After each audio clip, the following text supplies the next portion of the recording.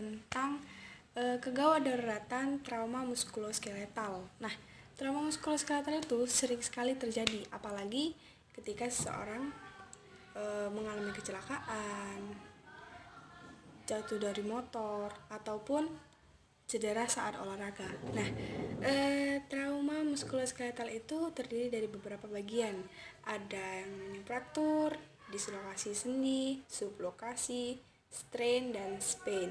Nah, yang aku akan bahas kali ini fokus pada fraktur.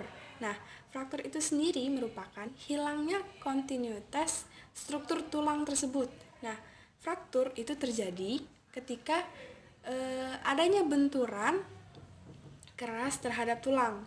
Nah, fraktur yang aku akan bahas ini merupakan fraktur pada radius ulna. Jadi tulang yang ada di sini, ini yang atas namanya radius, yang bawah ini namanya ulna. Nah,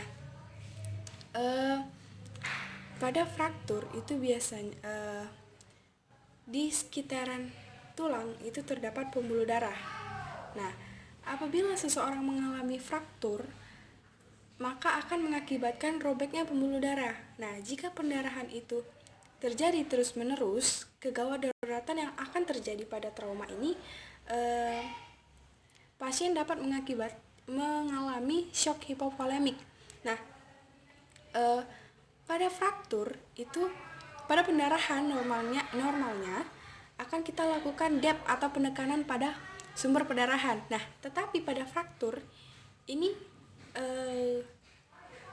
akan susah untuk menekan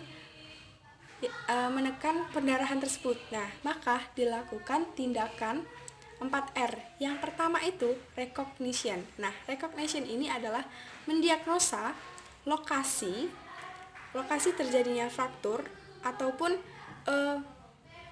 sudah sampai mana komplikasi yang terjadi akibat fraktur tersebut. Nah, sedangkan kedua itu ada reduksi. Nah, reduksi ini bisa dilakukan dengan reduksi tertutup ataupun reduksi terbuka.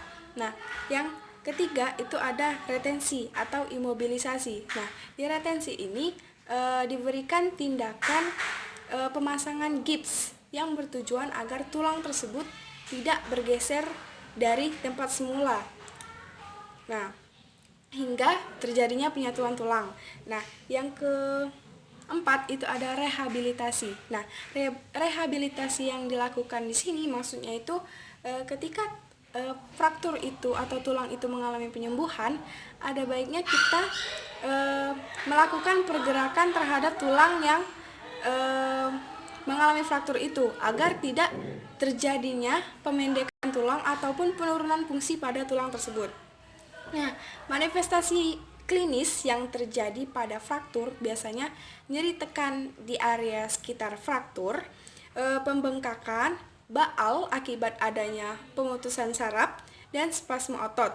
Nah, faktor resiko atau pemicu terjadinya fraktur ini bisa cedera berolahraga, jatuh, kecelakaan, ataupun tumor atau kanker otak bukan tumor atau kanker otak, maksudnya tumor ataupun kanker tulang. Nah, pemeriksaan diagnostik untuk menentukan apakah pasien mengalami fraktur atau tidak itu bisa dilakukan X-ray ataupun scan.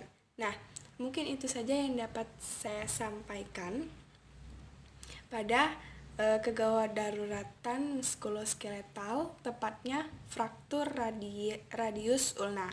Terima kasih sudah menonton.